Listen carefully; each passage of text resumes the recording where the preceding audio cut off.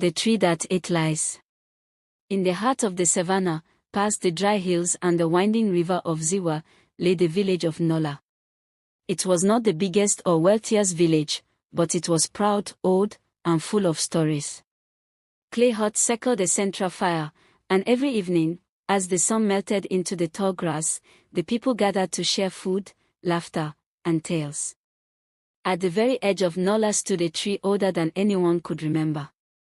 Its bark was rough and black like burnt wood, and its roots twisted above the soil like sleeping serpents. It was called Mvulamoyo, the heart tree, and it was sacred. The elders taught, do not speak falsely near the tree. Lies are poison to its roots. It remembers them. And if you lie too much, the tree will come to collect the truth. One dry season, when the river was low and the goats thin, the village held the Feast of First Rain, a celebration to call the clouds back. Food was scarce, but spirits were high. Everyone danced, sang, and gave thanks to the ancestors. That night, Tono saw a chance to cause some mischief. He stood near the fire and declared, loudly, I saw men from Kelombo village sneaking into our land. They stole our sacred white cow. The white cow was a symbol of peace, kept by the chief himself. Tono knew it had wandered off into the hills days ago. But his lie was powerful. People gasped. The drummers stopped. Even the chief rose from his seat. Are you certain, boy? The chief asked, eyes narrowing. I saw them with my own eyes, Tono said, proud of his performance. Anger stirred. Warriors sharpened spears. A message was prepared to send to Colombo with threats. The village buzzed with tension. But that night, when the fire had burned low and most had gone to sleep, the wind changed, the ground trembled softly. At the edge of the village, Mvulamoyo began to stir. Its great branches creaked. Leaves rustled, not from wind, but from breath, slow and deep, like something waking after a long sleep.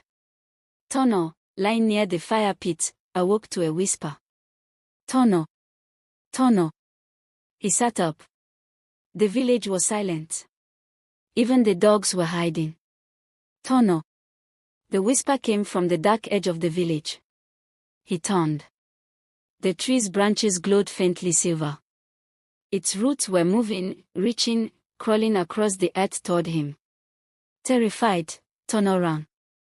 Past the sleeping huts, past the old well, into the darkness. But the roots followed, dragging over the ground like ropes through sand.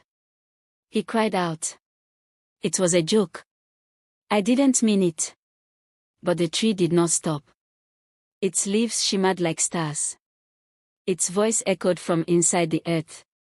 Truth must be fed. As Tono reached the center of the village, breathless and crying, the tree stopped. Its roots circled him gently, not to crush, but to trap. The villagers, awakened by his screams, gathered and watched. Bibi Nia stepped forward, holding her staff. You have lied too many times, Tono, she said. Now, the tree demands payment. The tree lowered a single branch. From it hung a glowing fruit, golden and warm, pulsing softly like a heartbeat. The fruit of truth, said Bibi. Eat it, and you will never lie again. Your words will be bound to your soul. Tono, shaking, took the fruit and bit into it. It tasted like honey and fire. His mouth burned. His chest tightened. And then, everything was still. From that day on, Tono's voice changed. Whenever he tried to lie, the words would twist and fall apart. Only truth would leave his lips. At first, he hated it. He couldn't joke, couldn't trick, couldn't cover his mistakes. But slowly, something changed. People began to listen. Really listen. Because they knew, if Tono said it, it must be true. He helped solve disputes, found lost animals, remembered what others forgot. He became the village's truth teller, wise beyond his years. And Mvulamoyo. The tree slept once more, roots still, branches quiet. But every now and then, When the wind is strange and the moon is bright, it whispers.